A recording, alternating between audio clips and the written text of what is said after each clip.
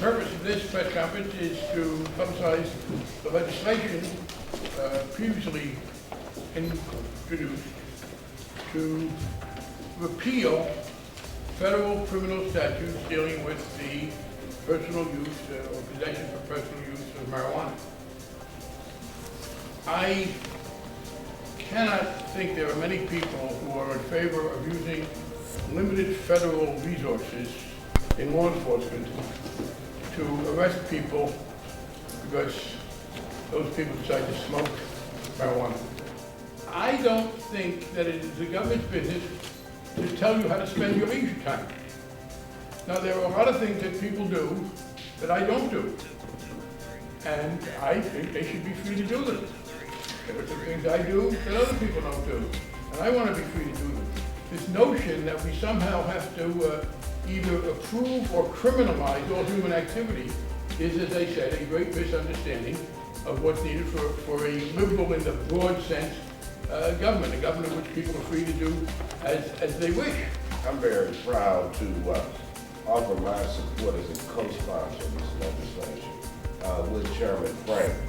We need to stop wasting federal tax dollars to punish responsible adults who use small personal amounts of marijuana. The federal government has better things to do than prosecute sick people who are following their doctor's orders and obeying state laws.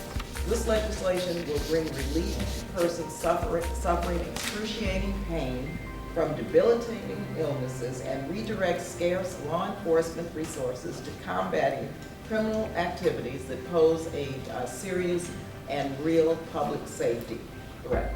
Because time is limited, I thought I would only touch on two issues. One is, how does this bill fit into the larger political landscape for marijuana policy reform in the U.S.? And secondly, what is the actual real-life impact of this bill if it were to pass? It's important to note that there is a widespread movement across the country to be reducing or eliminating penalties for possession of marijuana. We have local ballot initiative victories that have been scattered all across the country since the year 2000. There were 32 legislative districts in Massachusetts that passed Decrim measures on the local level, 6 cities in California, Seattle, Denver, small towns in states like Missouri, Arkansas, Idaho, Montana. So there's a movement afoot all across the country to reduce or eliminate penalties on the local level. And in fact, of all the local initiatives that have been run since 2000, 0 have failed.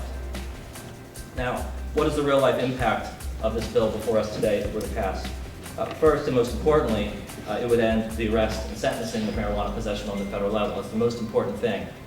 Ending arrests is the key to marijuana policy reform. And as the other speakers cited, there are far too many arrests in this country for marijuana. There's actually more arrests for marijuana possession than for all violent crimes combined.